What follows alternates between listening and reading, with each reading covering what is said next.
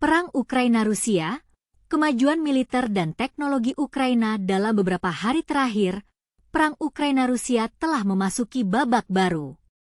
Tentara Rusia mengklaim telah merebut kembali 10 permukiman di wilayah perbatasan Kursk yang sebelumnya dikuasai oleh Ukraina.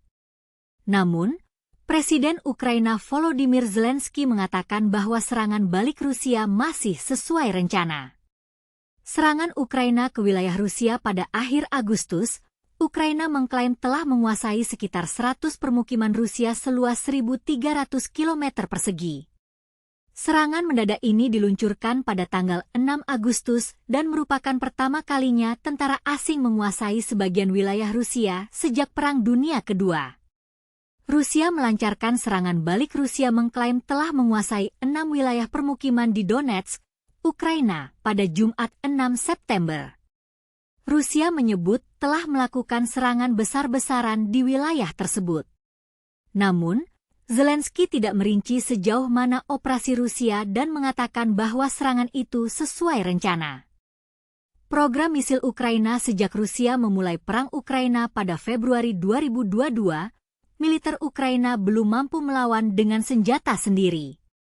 Untuk memperkuat pertahanan dan mengurangi ketergantungan pasokan senjata dari mitranya, Ukraina berupaya menjalankan program misil sendiri.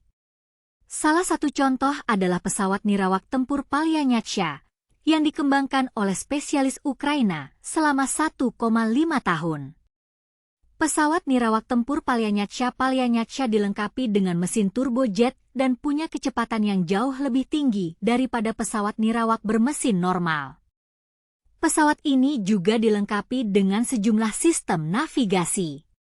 Sasaran utama pesawat nirawak tempur Palyanyatsya kemungkinan besar adalah sekitar 20 pangkalan udara militer Rusia tempat pasukan negara itu menembaki Ukraina. Biaya produksi Palyanyatsya menurut United 24, biaya membuat pesawat nirawak tempur ini jauh lebih rendah daripada rudal analog dan biayanya masih bisa ditekan lagi.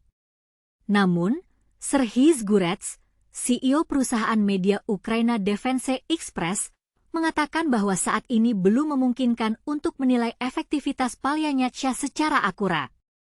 Prestasi Ukraina di bidang program rudal. Ukraina telah mencapai sejumlah prestasi di bidang program rudal dalam beberapa tahun terakhir.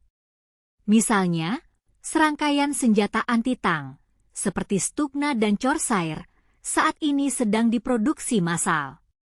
Atau rudal anti-kapal R-360 Neptune yang telah digunakan angkatan bersenjata sejak 2020.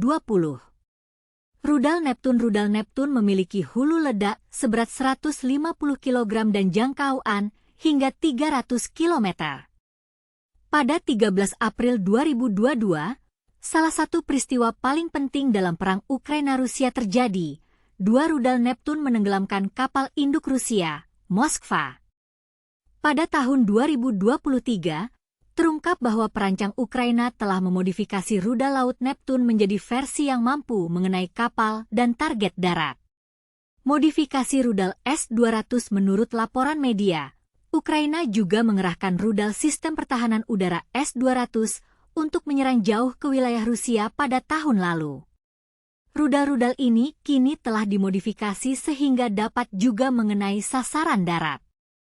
Kiev belum secara resmi mengonfirmasi hal ini, tetapi seorang perwakilan pemerintah mengatakan kepada BBC Ukraina bahwa pekerjaan tersebut sedang berlangsung. Kesimpulan dalam situasi saat ini, Ukraina harus mencari jalan keluar untuk menghadapi agresi Rusia. Dengan kemajuan militer dan teknologi, Ukraina berharap dapat meningkatkan kemampuan pertahanannya dan mempertahankan kemerdekaannya.